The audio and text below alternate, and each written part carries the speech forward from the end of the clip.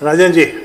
माननीय सभापति महोदय, मुझे धारा 139 की चर्चा में भाग लेने का अवसर दिया उसके लिए धन्यवाद। अभी अतिवृष्टि पे बात चल रही है। मैं निमाड़ क्षेत्र से आता हूँ। हमारा बड़वानी खरगोन धार जिले में कपास और मक्का मुख्य फसल है। अभी हमारे वहाँ जब पहले तो वर्षा कम हुई तो लोगों ने बोनी डबल से बोना पड़ी। उसके बाद जब फसल पकने को आई तो अक्टूबर माह में अतिवृष्टि हुई। अत्यधिक वर्षा होने के कारण कपास की जो फसल थी उसका पूरा जो झेंडवा होता है वो सड़ गया और अंतिम में जो कपास बिनने थी वो बुनाई नहीं हो पाई।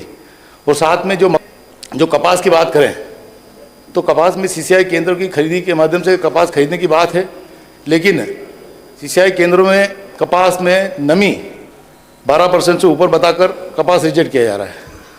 पहले तो कपास की जब हम मंडी में ले जाते थे तो कोई पंजीयन की आवश्यकता नहीं पड़ती थी।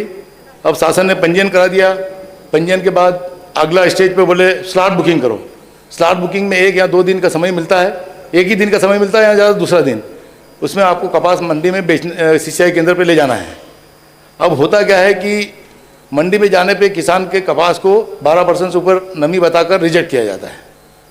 और कई बार ये भी आई है कि मंडी के अंदर कपास को 12% सीसीआई अपनी मशीन से नाप कर बता देती है कि 12% से कम नमी है, और उसको कहते हैं कि आप जो व्यापारी के गोडाउन है जहाँ जिन प्रोसेसिंग यूनिट है वहाँ पर जाओ, तो वहाँ जिनिंग वाला खुद अलग से नाप तोल करवाता है और वहाँ वो उसको माल को रिजेक्ट कर देता है।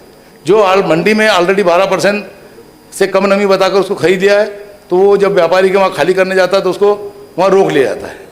इसमें क्या है कि सीसीआई और मंडी के अधिकारियों और व्यापारी की साठगांठ है, क्योंकि व्यक्ति एक ले आया कपास तो फिर से स्लॉट बुकिंग करो, फिर पंजीयन कराओ, उसमें बड़ी कठिनाई होगी, फिर से लाना नहीं है तो औने पौने दाम पर मजबूर हो जाता है किसान अपना कपास बेचने को।